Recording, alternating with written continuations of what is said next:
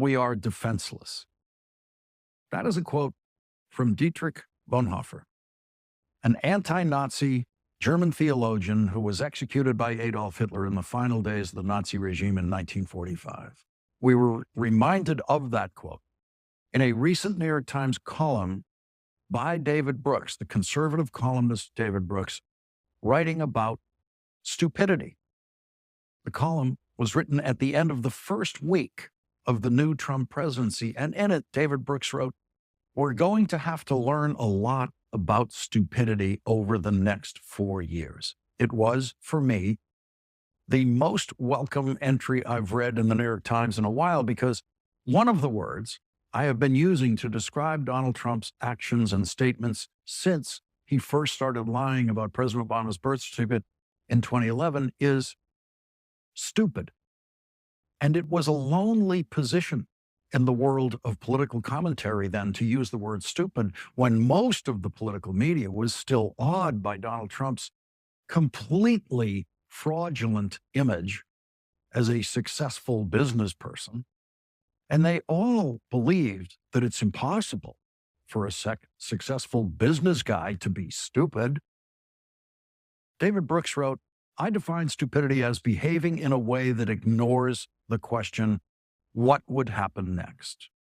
Donald Trump appeared to ignore that question when he threatened massive illegal tariffs against Canada and Mexico over the weekend. And right on schedule Monday morning, the stock market told Donald Trump just how stupid his idea was. David Brooks writes, "Stupidity is the tendency to take actions that hurt you and the people around you."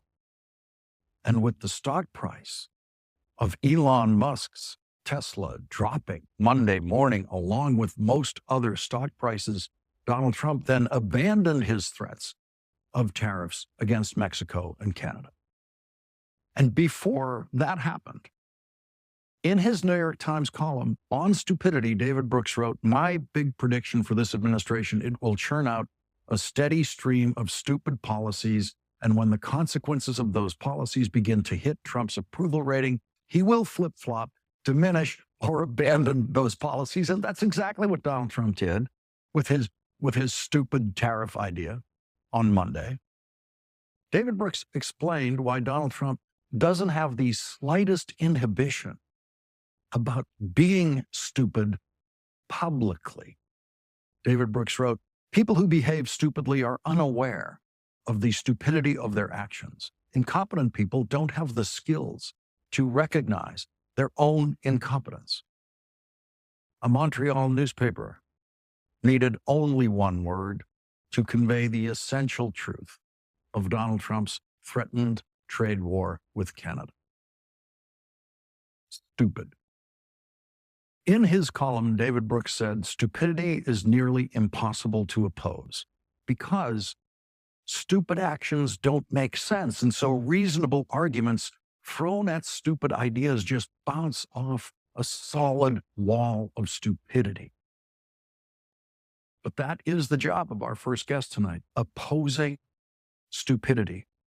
When you listen to Democrats in Congress railing against what Donald Trump and Elon Musk are doing, they can sound ineffectual because you know that every rational thing the opposition is saying to Donald Trump and to Elon Musk is just bouncing off that solid wall of stupidity. And so the leaders of the Democratic Party in Congress, like Hakeem Jeffries and Democratic leaders of the House of Representatives, who will be our first guest tonight, have to run the risk of sounding ineffectual to you when they rise up in opposition to taking life-saving medicine from babies around the world, as Donald Trump and Elon Musk have done this week. What are you going to do about it? Is the question that every Democratic member of Congress is getting from their constituents. What are you going to do about it? The Democrats in Congress are facing something that no other opposition party in Congress has ever faced in the history of this country: a president joined every day by the richest person in the world in publicly and flagrantly violating the law. When President Richard Nixon wanted to break the law, he did it in private. He didn't go out and do it publicly. He didn't do it at microphones. President Ronald Reagan before he was ever elected to public office, was a very vocal opponent of Medicare when Congress was debating whether to enact Medicare in 1965. Ronald Reagan said Medicare would destroy America. Ronald Reagan said, behind it will come other federal programs that will invade every area of freedom as we have known it in this country, until one day, as Norman Thomas said, we will awake to find that we have socialism. Ronald Reagan was an anti-Medicare fanatic.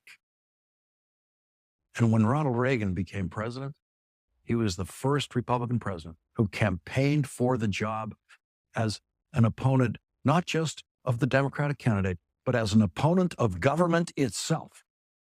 He told jokes about how bad government was, about how government got everything wrong. But Ronald Reagan would not dare to try to abolish Medicare with a so-called executive order. Ronald Reagan would not dare to fire all of the professionals working on Medicare in the executive branch of the government and replace them with idiots who hate Medicare and don't know how it works. Ronald Reagan wouldn't do that because he knew that would be stupid and illegal. Democrats spent days publicly arguing against the Trump-threatened illegal tariffs on Canada and Mexico. Democrats spent days trying to teach voters that this would cost them enormous amounts of money and increase prices. During the presidential campaign, Kamala Harris tried to explain to people that the tariffs Donald Trump was threatening would cost them thousands of dollars a year, and none of that got through. And everything the Democrats said in opposition to the threatened Trump tariffs over the weekend turned out to be a complete waste of time, because all it took was an hour Monday morning of the stock market dropping and telling Donald Trump what to do. And that's when Donald Trump dropped the tariff craziness. Of course, the Democrats were right to oppose those tariffs over the weekend. They had to do that. And they now have the job every day of picking which illegal action of the president's today should they go after the hardest. Which one should they emphasize? And what do you do on a night when Donald Trump says the single stupidest thing that any president has ever said about the Middle East, that the United States of America should own Gaza? Immediately, the breaking news banners go up online and on TV, quoting the words that Donald Trump said. Donald Trump saying, everyone loves the idea of the United States owning Gaza. He actually said that. It is impossible to respond to stupidity that deep and profound. Donald Trump said, Gaza is going to be the Riviera of the Middle East. This is the guy who didn't build anything in the United States of America during his first presidency, even though he had Infrastructure Week every month. The Infrastructure Week president did not build anything. None of the airports being rebuilt in America tonight, none of the roads being rebuilt in America tonight, none of the bridges being rebuilt in America, bridges that will save lives. None of those are being rebuilt because of Donald Trump. Not 1 inch of infrastructure in the United States exists or is planned because of Donald Trump. Joe Biden did that, and Hakeem Jeffries did that in the House of Representatives, and Chuck Schumer did that in the United States Senate. And they have to listen tonight to the liar who talked about Infrastructure Week all the time and never built a thing, saying the United States is going to own Gaza and turn it into the Riviera of the Middle East. The United States is never going to own 1 inch of Gaza. Not one thing Donald Trump said about Gaza tonight will happen. Not one thing Donald Trump said about Gaza tonight is true. Donald Trump was asked, are the Saudis demanding a Palestinian state? And his answer was, no, they're not. No. And immediately after the president of the United States lied to the world in that press conference, Saudi Arabia issued a written statement saying the Ministry of Foreign Affairs affirms that the position of the Kingdom of Saudi Arabia on the establishment of the Palestinian state is a firm, unwavering position, and His Highness, the Prime Minister, has affirmed this position in a clear and explicit manner that does not allow for any interpretation under any circumstances. In other words, Saudi Arabia immediately called Donald Trump a liar after he said that about Saudi Arabia, after he said that Saudi Arabia is not demanding a Palestinian state. There was no news in anything Donald Trump said in that press conference, no real news, because nothing he said had any meaning. But he managed to hijack the programming of some news networks so that they are not talking about life-saving medicine being blocked from children. And they're not talking about starvation, preventing food that the United States Agency for International Development is not delivering tonight because of Donald Trump and Elon Musk, who decided to illegally shut down that agency, stop all the employees of USAID around the world from doing their jobs. There is a famine in Sudan, and USAID had food shipments on the way that Elon Musk decided to stop because Elon Musk does not believe those people in Africa should be fed. He apparently does not believe that they have a right to life. The richest person in the world decided that the poorest people in the world should starve. The richest person in the world decided that the poorest people in the world should die. And the president of the United States, who lied about Gaza in that press conference tonight, was not asked a single question about why he is blocking life-saving medicine to babies, to mothers, to grandmothers, and why he's blocking the delivery of food to starving people. Not one question. Because he threw out that madness about Gaza becoming the Riviera of the Middle East. And the reporters fell for it. The reporters chased it. The reporters all wanted to waste their questions on the infrastructure weak goofiness of that press conference. Every single question they asked Donald Trump about infrastructure during his first presidency was a wasted question. And every single question they asked tonight about the United States owning Gaza was a wasted question.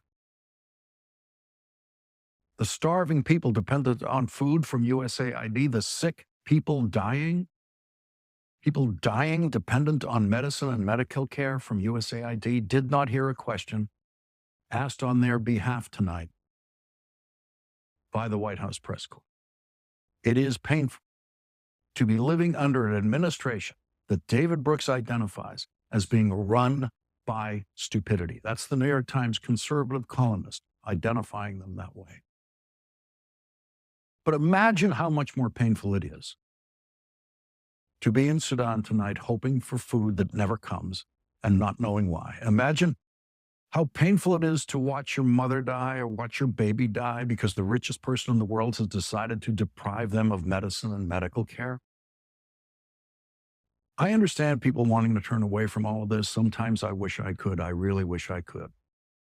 But some people have taken an oath not to turn.